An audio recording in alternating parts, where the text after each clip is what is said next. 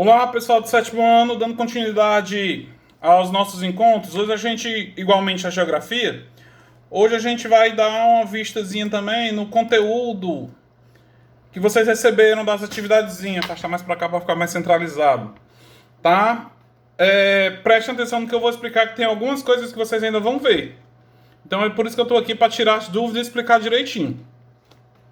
Mas vamos lá para a primeira questão. Vai falar da reforma e contra-reforma religiosa. A gente sabe, como a gente já viu nas últimas aulas, né, nessas 3 últimas aulas, que o motivo principal para a reforma protestante foi a vida desregrada, o alto luxo do clero e a venda de indulgências, venda de cargos eclesiásticos e venda de relíquias sagradas, tá? Que a Igreja Católica fazia. Então, quando Martim Lutero viu que a igreja vendia indulgências, vendia cargos, né, vendia relíquias e cultuava o luxo, ele fez a reforma protestante, tá? Que a gente viu lá, pregou as 95 teses na Basílica, que pregava contra essas atitudes que a Igreja Católica fazia, tá bom? Então, principalmente, vamos lá repetindo de novo, a vida desregrada dos padres e dos componentes da Igreja Católica, o alto luxo, a venda de indulgências, venda de cargos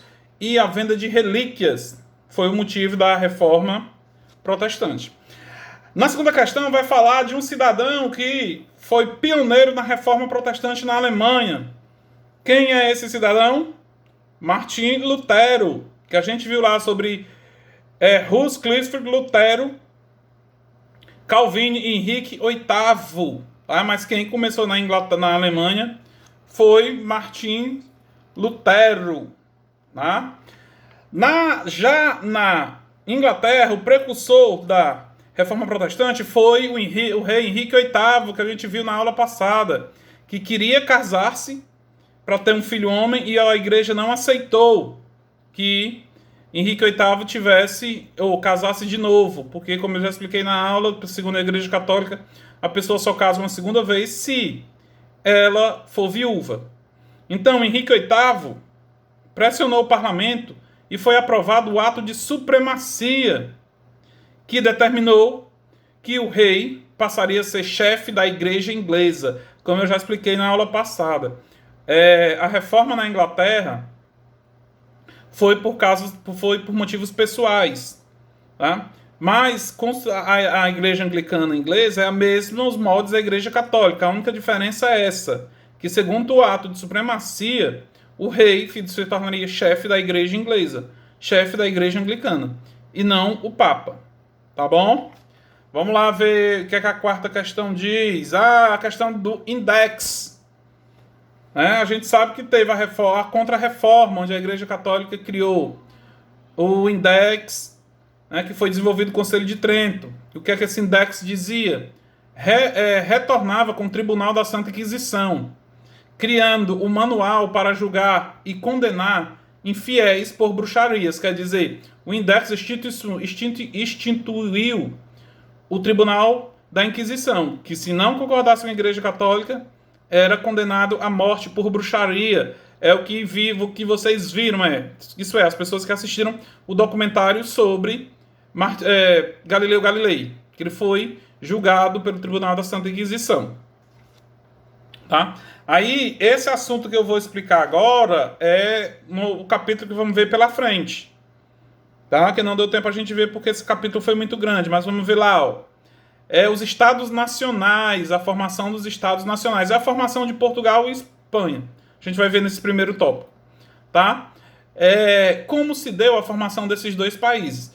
Pessoal, a Península Ibérica, onde fica hoje Portugal e Espanha, elas foram conquistadas. A Península Ibérica foi conquistada pelos muçulmanos. Lembra da gente viu no começo do ano lá os muçulmanos que saíram do Oriente Médio, da Península Arábica, que foram conquistar outros países? Professor, não estou lembrado. Fala um pouquinho de novo aí dos muçulmanos. Vamos lá. Maomé criou uma religião monoteísta na região do Oriente Médio, na Península Arábica. E essa religião se tornou, como se chamava essa religião? O islamismo ou muçulmanismo, que é a mesma coisa. E a religião cresceu a determinado ponto que ela se espalhou por outros continentes, chegando até a América. E os muçulmanos dominaram a Península Ibérica. Professor, já existia Portugal e Espanha? Não, era a Península Ibérica. Aí se deu a formação de Portugal e Espanha. Como se deu essa formação? A expulsão dos muçulmanos da Península Ibérica na Guerra de Reconquista. Quer dizer, as pessoas da Península se reuniram e expulsaram os muçulmanos na Guerra de Reconquista e fundaram Portugal e Espanha. Tá? Sexta questão vai falar das duas câmeras criadas na Inglaterra. Isso é básico que a gente vai ver ano que vem. Qual as duas principais câmeras na Inglaterra? Existiam duas. A Câmara dos Lords, que era composta por aquelas pessoas mais ricas, e a Câmara dos Comuns, que eram as pessoas populares. Então, se a gente vê qual é a que ficava com os grandes fazendeiros, as pessoas que tinham dinheiro, a Câmara dos Lords. Tanto é que tem um ditado que diz assim, quando a pessoa é rica, a pessoa é bem educada, chama de Lorde. Tá? E a Câmara dos Comuns era do pessoal mais carente, como a gente vê, uma pessoa comum, uma pessoa normal. Normal assim, que não é da alta sociedade. Tá? E nesse capítulo também a gente vai estudar o absolutismo monárquico. Professor, o que é isso? O nome já diz, absolutismo. O poder estava na mão do rei. Só o rei mandava e mais ninguém. Tá? O rei tinha plenos poderes para mandar matar, para mandar invadir terra, para fazer o que quisesse. E esse absolutismo ele pode ser definido como sistema político administrativo que prevaleceu nos países europeus entre os séculos XV e XVIII. Tinha como principal característica a concentração de poder nas mãos dos reis, como eu acabei de explicar. O absolutismo já veio. Absolutismo, poder na mão dos reis. O poder absoluto na mão dos reis. Tá? Vamos ver lá. Agora a gente vai ver as grandes navegações. Professor, o que foi as grandes navegações? Pessoal, foi quando os europeus, mais precisamente portugueses e espanhóis, foram procurar uma nova rota para o Oriente, para as Índias. Tá? Porque o que acontece? Toda a mercadoria que vinha do Oriente entrava pelo mar Mediterrâneo. E quem mandava no mar Mediterrâneo? As cidades da Península Itálica, que se destacavam duas, Gênova e Veneza. Então os portugueses e os espanhóis eles queriam encontrar uma nova rota para os Orientes. Mas por onde? Podia pelo mar Mediterrâneo? Não, porque quem mandava lá eram os italianos. Então eles se atreveram a iniciar as grandes navegações, que é chegar ao Oriente contornando a África pelo Oceano Atlântico. A gente vai ver isso direitinho com o mapa, tudo bonitinho na aula.